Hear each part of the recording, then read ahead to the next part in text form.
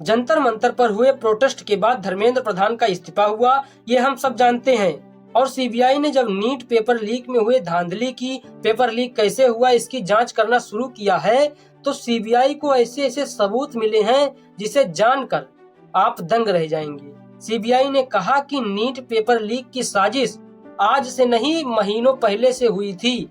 NTA expert paper तैयार करते समय सवाल को याद कर लेते थे।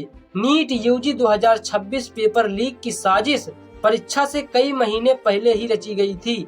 एनटीए के एक्सपर्ट ने पेपर तैयार करने के दौरान ही सवाल याद कर लिया था। सीबीआई ने दिल्ली के राउज एवेन्यू कोर्ट में दाखिल 94 पेज की चार्जशीट में ये दावा किया है।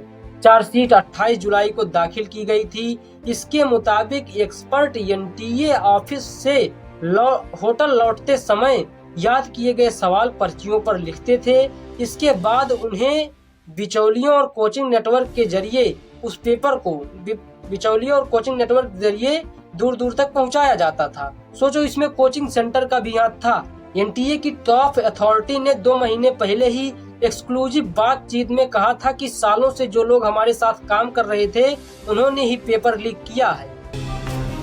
सीबीआई ने खुलासा किया कि नीट यूजी 2026 पेपर लीक की साजिश महीनों पहले रची गई थी। एनटीए के एक्सपर्ट्स ने पेपर तैयार करने के दौरान ही सवाल याद कर लिए थे। भास्कर रिपोर्टर अक्षय वाजपेयी ने भी 2 महीने पहले एनटीए की टॉप अथॉरिटी से बात की थी, जिसमें इस बात का खुलासा हुआ था। तो फिर नीट का पेपर लीक कैसे हुआ? इस सवाल का जवाब हमें ऑफ कैमरा एनटीए की टॉप अथॉरिटी ने दिया। चांसेस हैं जिन एक्सपर्ट ने क्वेश्चन पेपर तैयार किया हो उन्होंने सवाल को रटकर पहले किताब लिखी, फिर उनसे सवाल बनाकर पेपर लीक किया हो। लीक किस किसने किया है, कैसे किया है, ये जांच के बाद पता चलेगा। ये एक्सक्लूसिव टॉप अथॉरिटी की बातें हैं, लेकिन ऐसा लग रहा है कि सवाल रटकर किसी के द्वारा लीक किया गया है।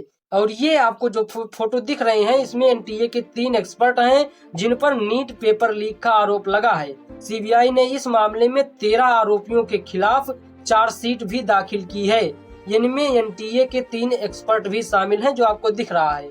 सीबीआई की चार्जशीट के मुताबिक नीट पेपर लीक किसी के एक व्यक्ति की साजिश नहीं थी, बल्कि एनटीए एक्सपर्ट, प्राइवेट कोचिंग संचालकों, बिचौलियों और कुछ छात्रों की मिलीभगत से पूरा नेटवर्क तैयार किया गया था।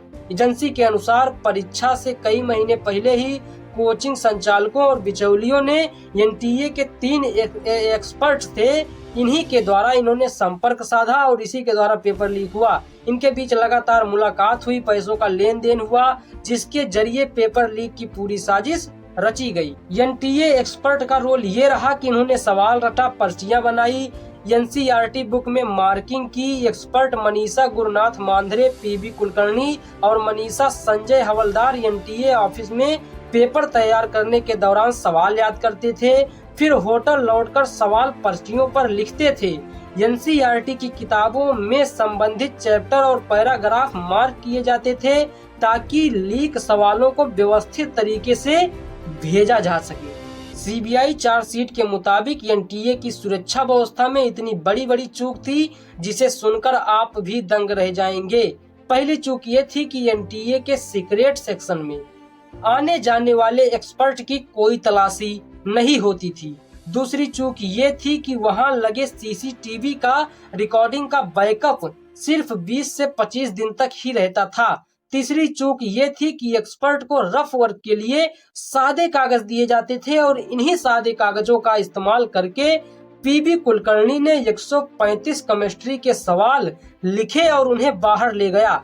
यानी जिस जगह पर देश की सबसे बड़ी मेडिकल परीक्षा के सवाल की तैयारी हो रही थी, वहीं सुरक्षा व्यवस्था में ऐसी खामियां थी जिनका फायदा उठाकर गोपनीय सवाल बाहर तक पहुंच गया।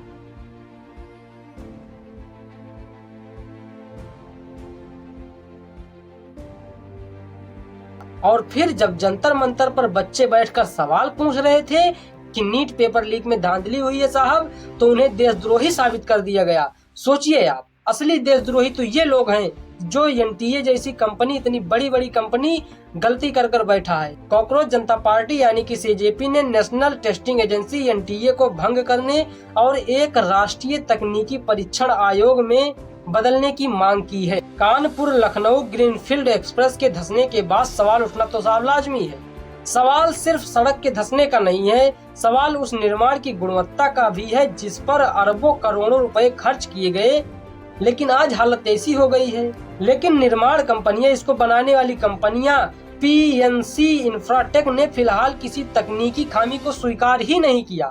कंपनी का कहना है कि बारिश ये जो बारिश हो रही है, ये भारी बारिश की वजह से एक्सप्रेस का जो हिस्सा टूट गया है वो भारी बारिश की वजह से हुआ है। अब आप जरा सोचिए, अगर एक नया एक्सप्रेस वे भारी बारिश का दबाव नहीं झेल पाता है तो उसकी मजबूती और निर्माण गुणवत्ता पर सवाल उठेगा कि नहीं। और PNC इंफ्राटेक कह रही है कि जो ये बारिश हो रहा है इसमें मेरी गलती नहीं है साहब, इसमें बारिश की गलती है कि बारिश हो काहे रहा है।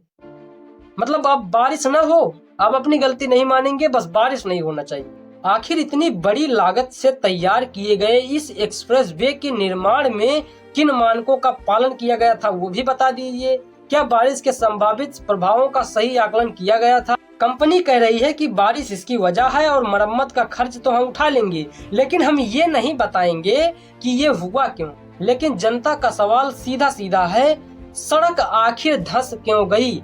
जवाब सिर्फ मरम्मत का नहीं है साहब, बल्कि निर्माण की गुणवत्ता और जिम्मेदारी का भी होना चाहिए। नितिन गडकरी ने जब कानपुर लखनऊ एक्सप्रेस वे का उद्घाटन किया गया था तब इसको लेकर बड़ी बातें कही गई थी। कहा गया था कि 63 किलोमीटर का ये एक्सप्रेस वे कानपुर और लखनऊ के बीच का सफर को 40 मिनट का कर देगा। यानी जिस सफर में पहले काफी ज्यादा समय लगता था, अब वो बहुत कम समय में पूरा हो जाएगा। उत्तर प्रदेश के राष्ट्रीय महामार्ग ये निश्चित रूप से अमेरिका के बराबर होंगे, ये मैं आपको विश्वास देना चाहता हूँ। मुझे विश्वास है कि हम एक के पीछे एक ऐसे महामार्ग बना रहे कि उत्तर प्रदेश के राष्ट्रीय महामार्ग ये निश्चित रूप से अमेरिका के बराबर होंगे, ये वचन मैं आपको देना चाहता हूँ।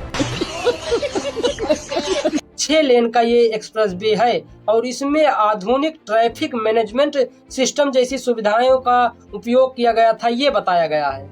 अब जरा सोचिए, जिस एक्सप्रेस वे को इतने बड़े दावे और इतने पैसे के साथ जनता के सामने पेश किया गया, उसी के कुछ हिस्से में एक बारिश की वजह से नुकसान हो गया। तो सवाल तो साफ बनता है कि जिस सड़क को इतना शानदार बताया गया, जिस पर इतना पैसा खर्च हुआ, वो बारिश का सामना करने में कमजोर क्यों पड़ गई? कंपनी कह रही है कि बारिश की वजह से नुकसान हुआ। ये कौन सा तर्क है?